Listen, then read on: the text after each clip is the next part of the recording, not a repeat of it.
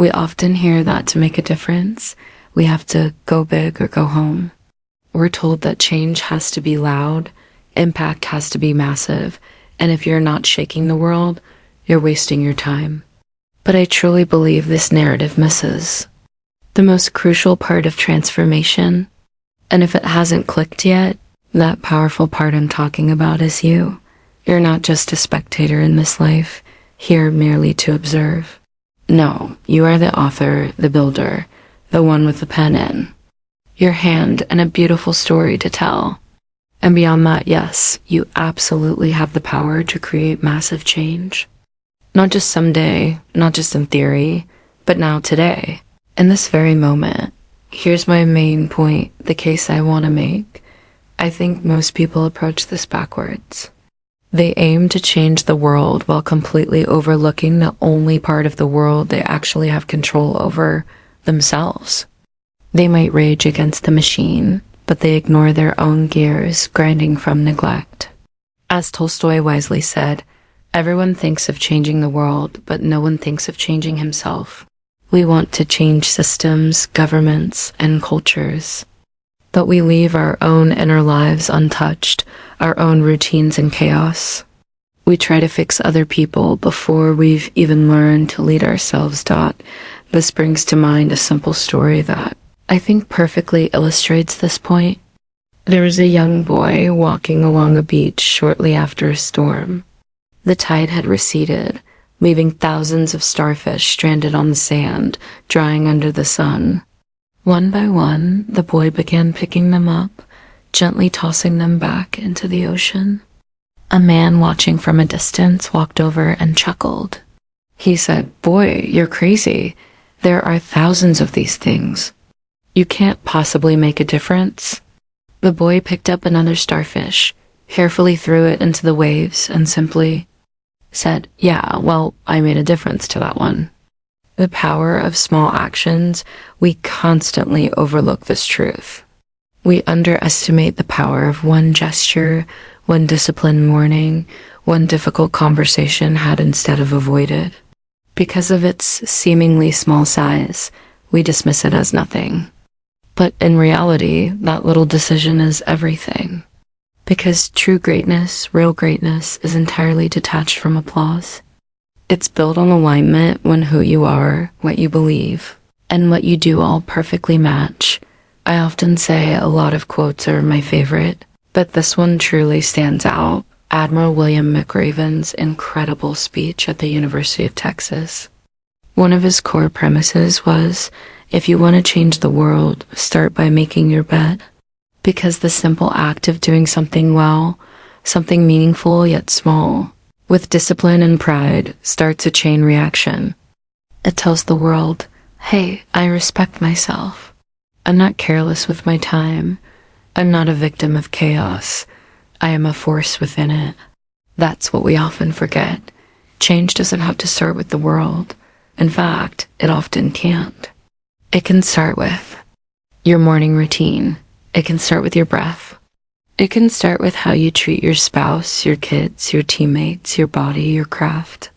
You don't need to carry the weight of the entire planet, but I strongly advise you to carry the weight of your intentions. I've learned that broken people trying to fix the world often just project their own brokenness, spreading more of it, but heal people, they create ripples that outlive them. If you fix your routine, you fix your energy. If you fix your mindset, you fix your response to setbacks. And if you fix your response to setbacks, you become unstoppable. This isn't about perfection, it never was. It's about presence. It's about the courage to stop pointing fingers and start pointing forward. Look, maybe you're not where you want to be. Maybe the mountain feels too steep. Maybe you feel invisible in a world obsessed with noise. But let me remind you of something crucial. You can change your life. You can redefine yourself. You can stop living on autopilot and start building a story that truly matters. Not to the masses, but to you and to those closest to you. Your family, your friends, your community, those who look up to you. That is real power. So no, Pragmatically speaking, you might not save all the starfish. You might not reach everyone. You may never get a standing ovation, but you can reach someone. You can certainly be a light in one room. You can change the direction of your own life. And that's the only place change has ever truly started. You are the stone dropped in still water. You are the start of the ripple dot, so make your bed. Keep your promises. Say what you believe. Push through. Lead yourself. And when the world asks what difference that makes, you can smile, just like that boy on the beach did. Pick up one more starfish and say, today, here in this moment, I made a difference to this one. The voice in your head, imagine you're having a meal, relaxing, reading, whatever. Someone walks up to your table, pulls out a chair, sits down casually, leans back, and tells you, you probably don't have what it takes to do anything significant in your life. You'd be outraged, right? That's a ridiculous scenario. Now, let's say the next day you go for a walk or a run, and he shows up again, running beside you, casually reminding you that the odds of you changing or doing anything for the better are slim to none, that this is kind of a waste of your time. You brush it off, go to work, and guess who? He passes by your desk, leaving a little note saying that your bosses, your higher-ups, they're just cut from a different cloth. They see things in a way you can't. You'd probably tell that person to take a long walk off a short pier, right? Or at the very least, you'd understand how absolutely insane that situation is. People can't just walk up and talk to you like that, Dot. But now, imagine that same person is you, living rent-free in your head.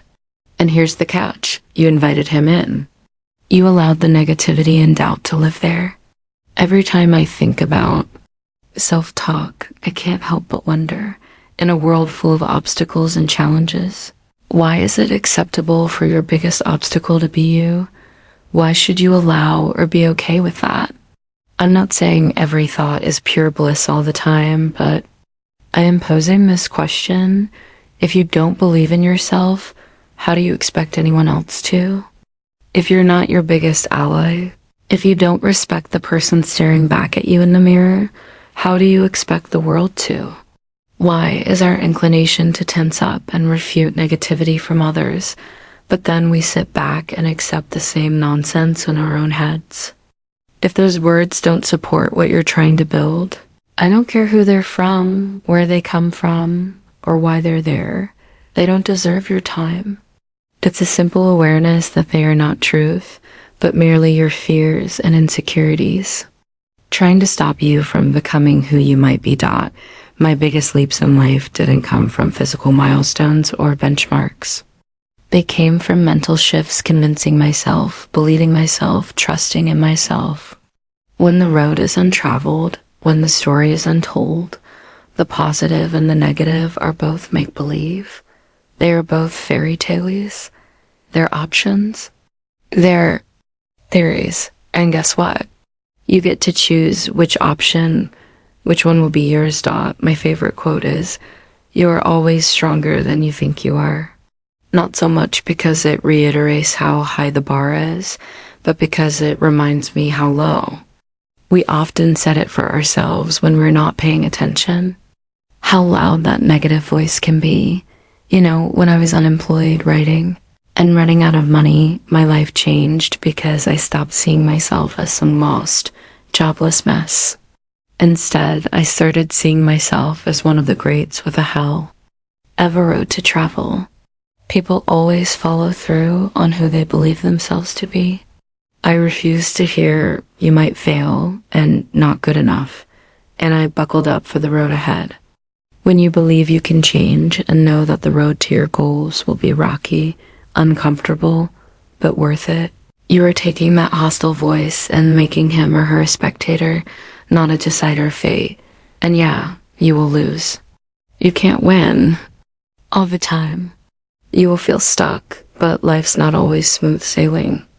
And sure, you'll be mad at yourself, but not every decision is a home run. But these situations are the byproduct of a journey. And here's my point. Self-belief is being able to differentiate your situation from pointless negative talk about the situation. It's about remembering that you are the gatekeeper of your own mind. When you believe in yourself, it places your faith, your strength, and your determination in the driver's seat. It makes everything else trivial, meaningless.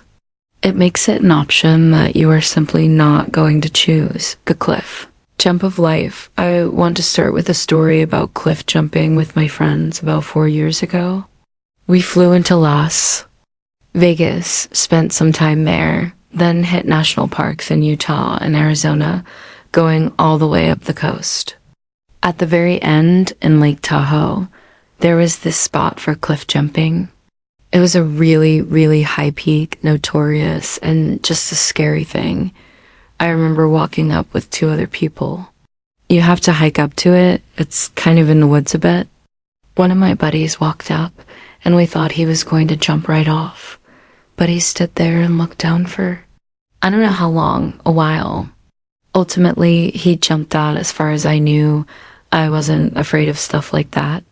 So I walked out and looked over the edge, and I literally could not bring myself to jump. Physically, I couldn't do it. Rationally, I couldn't talk myself into it. There was no more rationality going on. I was just frozen in fear. I remember just sitting there, looking down. If the present is not making you content, go. Jump. Never forget that the future is comprised of a trillion paths. But again, you're still presented with an opportunity to adjust and remake and bend and reapproach and continue forward. The only way to lose is to stay on that cliff for the rest of your life. So, if you needed some type of rationality, if you needed some type of reason, I'm hoping that maybe I can give that to you today.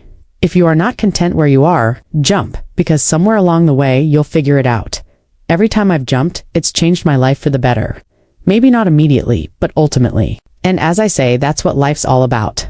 Embracing the uncomfortable for a second. Imagine that feeling in your stomach, the nerves, the discomfort, maybe even the doubt as you walk up to do that one thing that scares you, that stretches you just a little bit further than you're ready for. As you move towards that sort of dark unknown, that mysterious discomfort, what's on your mind? Are you starting to rationalize? Maybe you're asking yourself, hey, why did I do this to begin with? It seemed like a good idea at one point, seemed bold and adventurous, but now it feels like the wheels have hit the road and the narrative is shifting in real time. So, try and recreate that feeling for a second. Looking fear in the eyes, capture what it means physically, mentally. For me, it was public speaking. Half a decade ago, standing backstage, palms sweating, that little voice in my head saying, hey Ed, a cubicle doesn't seem so bad right now, does it? Genius. Maybe for you, in this scenario, it's that big test that feels like the weight of the world is on your shoulders. Everything's on the line. Want the starting line of a race, or having the courage to speak your mind online? Maybe it's doing something your family doesn't quite get or your friends won't understand. Always wanted to be. There are a million possibilities, right? There's a lot of fear that we dance with on a day-to-day basis, but in that moment, as your feet start moving in the very direction that will bring your ideas closer to your reality, and you're hit with that same feeling, that wall that tells us something isn't quite right, that's what I want to discuss. Because it's hard to be met with this feeling and still move confidently in the same direction, right? There's cognitive dissonance there. How can something feel wrong and be right? You know, I really enjoy reading quotes, and particularly Lewis Carroll has resonated with me over the years. His witty, funny, yet powerful sayings in his works. I just loved the concept, the idea of immersing yourself in the impossible, in the difficult, the thing that's not right in front of you, and sort of creating it as you go. So, I read through The Looking Glass and Alice's Adventures in Wonderland, and it was an interesting read. I'm not sure I'd recommend it for everyone, but there was certainly one thing that popped out at me that I found incredibly valuable. It was in Alice's journey holistically. She goes into this rabbit hole and the world is basically upside down. Nothing is as it was before she jumped. Nothing really makes sense. Embraces the thing that feels abnormal, upside down and weird. But with each decision to move forward, she completely redefines this insane world that wasn't particularly warm and receptive to Alice to begin with. Rules and guidelines. She transforms the boundaries that used to define reality. And what I think is valuable is that there wasn't this big, transformative boom moment where everything changes. She just keeps subtly saying yes. She keeps moving forward without knowing for sure how things will work out or unfold, as if she's supposed to. Comical. She goes with it and becomes the author of a new story. She becomes untouchable in this world. My point here, but where these dots connect is that it's actually a pretty simple idea. Life unfolds in a way that is unimaginable. When we shift our thinking, instead of, oh no, here comes that feeling in my stomach again. My heart's pounding, my palms are sweating. So, I've wandered too far. When you change that to, here comes that feeling in my stomach, heart pounding, palms, sweating. Life shifts. Fear, a ticket to more sea. It's not about running from that temporary feeling of fear and discomfort, but harnessing it. It's a weapon, it's a tool, right? New and unsettling and, yes, uncomfortable. But so is, as we learn, everything good. And sure, you could turn back. You could avoid that manufactured confrontation altogether. But man, you have to be okay never knowing what those peaks could have been. You have to be content. Imagining a life of adventure and not living it, and to me, that's a much steeper price. Because that feeling of fear in your stomach, it's temporary. It goes away. But the feeling of knowing you walked away when life held out its hand and offered you more that doesn't go away and see? I look at it like this. Two things change every time you say yes. Every time you acknowledge the organized chaos and move forward anyway. You move both your internal and external worlds one step forward. Internal, because life shapes your identity. And, as has been said before, humans always follow through on who they believe they are. I've heard actors say the most important decision they make is the shoes they put on, because it lays the groundwork for how you feel. You just feel differently about yourself in clown shoes than you would in basketball shoes, than you would in dress shoes. You feel different about yourself in a suit than you would in sweatpants. This doesn't mean go reassess your wardrobe. It highlights how malleable identity is. We follow through on who we believe we are, but the powerful thing is who we believe. We are is created every single day. Every time we use fear to propel us forward, your subconscious goes, okay, that's who I am. And that's the internal foundation that means everything. That's how identity is constructed. And if you stack that up with action every single day, you won't even be able to recognize yourself. That's the internal transformation. Then there's the external transformation. Every time you push through fear, you level up. Not significantly, right? You aren't immediately transformed. In fact, sometimes you don't even notice. But the truth is, after you say yes, after you take that step, you're fractionally further than a few minutes earlier. Your relative ceiling is now the floor and it's time to take another step. This is how you create distance over time. So when you hear the word fear, let's rewire that reaction. Let's change how we think about it, because it's not a monster in the closet. It's not some demon staring you in the face. No, it's a ticket to something more, something to be embraced and coveted. It's the next little step in your journey.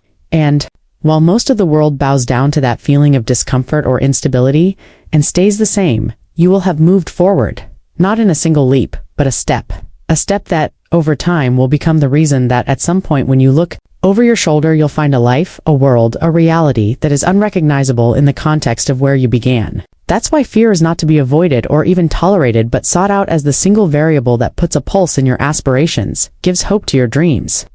The ideal life is not predicated on the avoidance of fear, but the ability to harness and capitalize on its power. Stepping outside your door, there's comfort and familiarity in a world where unknown doesn't necessarily mean good or bad. It's an interesting association. That possibility of losing what you have is always real. Being mortal, being susceptible to misfortune, we naturally want to protect what's ours. But that's where I diverge, because what's mine isn't just in my home or garage, it's out there, it's in the universe. It's held captive by what's around every single corner. What's mine is hidden behind tomorrow, and the day after that, and the day after that. See, walking the same path, doing the same things, expecting the same results. Yeah, it's fine, but it's just so limiting. If you don't allow yourself to get lost, then you have to be okay knowing that a part of you will never be found. And that's something I can't live with. Life is so much bigger than your front door. It's more than a yearly review, a commute, a test, a routine. It's the places you've never been, the people you've never met, the dreams that you haven't sought out. So why is getting lost so important? It's important because you temporarily leave everything you know behind. And for a few short minutes, your subconscious understands that life exists beyond the hamster wheel. One of the greatest truths out there is that you are not confined by anything other than your own mind. So why not free it? Why not step outside the glass cube? Rewrite your story, your narrative. Allow yourself to take that left that brings you to an unknown destination. And while you know for a while you'll be concerned, you'll worry, you'll think about failure, at the end of the day, you will grow, you will learn, and most importantly, you will find your way home. And every time you do, that front door feels just a little bit different. The world around you takes on a slightly new shape. Your front door is no longer an object keeping you in. It's a gateway that opens up for you at your discretion. It connects you to the outside world. It gives you the tools to create the life that you want. Not the life you should have or the one you're supposed to have, but the one you can have. So, step outside, get lost. You owe it to yourself. Opportunity. What do you see? When it came knocking, did you hear it? When it was in front of you, did you see it? Or did you look right through it, completely oblivious to what you had? See, opportunity is a subtle creature, a mystery to the universe, often misinterpreted as this obvious treasure calling out to you, when in actuality it's the map, it's the road, it's the courage to move forward. Opportunity isn't the moon, the sun, or the stars. It's the staircase that takes you higher, the pieces that come together to comprise your universe, and when that sun comes up, the light sets your eyes open. You wake up and breathe your first breath. Understand that you are breathing an opportunity. It's not what you look at, it's what you see. And fittingly, it's easy to push this away as insignificant or fluff. But let me ask you this. How does one person turn adversity into the very reason they succeed, and another turn that same adversity into a ball and chain? Why do some run toward chaos and others retreat? How can one person transform a loss now into a win later, and another person view that same defeat as the end? Well, the answer's simple. Really? Did you seek out the opportunity, or did you not? That is the question, and when you strip life down of its complexities, the patterns become apparent. The people who win never ask if it's possible, if it can happen. No, they begin with the premise that it sure can. The question is how? How? Can I make this a reality? How can I turn the world around me? The events taking place, whether challenging, strenuous, reassuring, or anything in between, how can I position them to lift me up? That is the opportunity. And without that realization, there never will be your pot of gold. It begins in your head and is projected out. They say, fake it till you make it. Well, I'll tell you, there's something to that, because if you never put a dream or a goal or a plan into existence, no matter how small, it simply fails to exist. You have to see your city on the hill when it's just rocks. It's not a waste. It's not stupid. It's not irrational, because you know what it can be. They don't, but you do. And that's opportunity. Their wasteland is your future empire. Their free time is your launch pad. Their hopelessness is your reassurance. They see blank space, and you see infinity waiting to be unpacked and expanded. Look. There will be a day when they'll wonder how you did it, how you made what you have a reality. Well, you saw it. You simply saw what could be. And when you see opportunity, your mind, your body, and your life conform.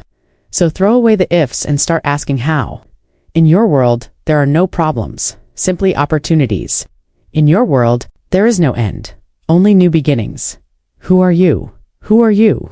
I suppose you could answer with a short summary of what you've done in your life. You wouldn't be wrong. Perhaps you could point to the present. What you're doing right now, you'd be correct. Maybe you could even respond by referencing your goals and dreams. Your answers would be impossible to disprove, but who you are is. More than that, much more. It can't be quantified or confined to a description. Who you are goes further. You are a journey to a distant shore. You're where the water meets the horizon. You are comprised of the very same elements that make up the earth, the moon, and the sun. You are literally remnants of stars that have come and gone, lighting up our sky for billions and billions of years. How can that be reduced to an elevator speech? And all this matters. It matters because you are more significant than you will ever know. A small but irreplaceable part of something perfect, inconceivable to humankind. You may be the culmination of your past, your present, and your future. But you are also the gaps that exist between them. The blank spaces, the unknowns, the opportunity. To see the world as it truly is an extension of you, the freedom woven into every breath you take. Just like the sun is tasked with rising and setting, you have a responsibility to live life to the fullest, to chase what exists on the other side of the mountains. That's where you find what matters most, and you can attempt to quantify this. But just like that first ray of sunlight reflecting on your face through the window in the morning, it's impossible to fully capture. Words, pictures, never hold a candle to the actual experience, to being there. That moment in time, those moments, are who you are. Hand in hand with everything your two eyes take in, they blend together to create an existence that cannot be explained or taught. It can only be lived. And that is exactly what you're here to do. Live life. Light up the sky like those stars that came before you. Shine through this universe. If that ends up being all you have, it will be more than enough. Because it's you. One decision away. It may be that our greatest gift in life is that we're always one decision away from transformation. We're always one decision away from a new path with new experiences, new beliefs, new identity, one decision away from a totally different life. It's almost incomprehensible that all the days leading up to now, everything we knew ourselves to be can be discarded and left with one swing of an axe, gone. What is more miraculous than that? We live at the intersection of two imaginary worlds, right? The past and the future. The past is gone and essentially meaningless. Yet, as the provider of our identity, it still rules over us. Our sense of who we are comes from our collection of past memories, that imaginary world of yesterday. Like the elephant tied to the chair with the rope, it hasn't realized it's strong enough to break free. It doesn't know that what can find him is not the rope, but acceptance of a lie. And that's what that's what identity is, a lie. We are not yesterday, we are right now. And from the trivial things to the significant things, we get wrapped up in that lie.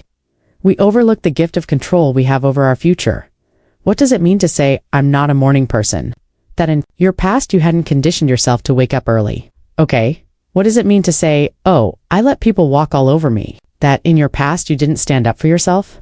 What does it mean to say, I'm awkward or shy, or I struggle with writing or running or public speaking? So maybe you did, but what does that have to do with right now? What does that have to do with realizing the control you have over your life? Because simply realizing you can disconnect from these narratives, that they are not you, is a superpower. Realizing that calling yourself a bad student because you failed a test is like never taking off your raincoat because it rained yesterday. It's like, no, the sun is out. Adapt then. Once you realize right now is the beginning of the rest of your life, you can start making little changes.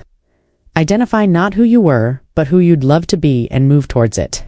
Read The Power of Habit and Atomic Habits so that you can understand change isn't crazy or big or scary.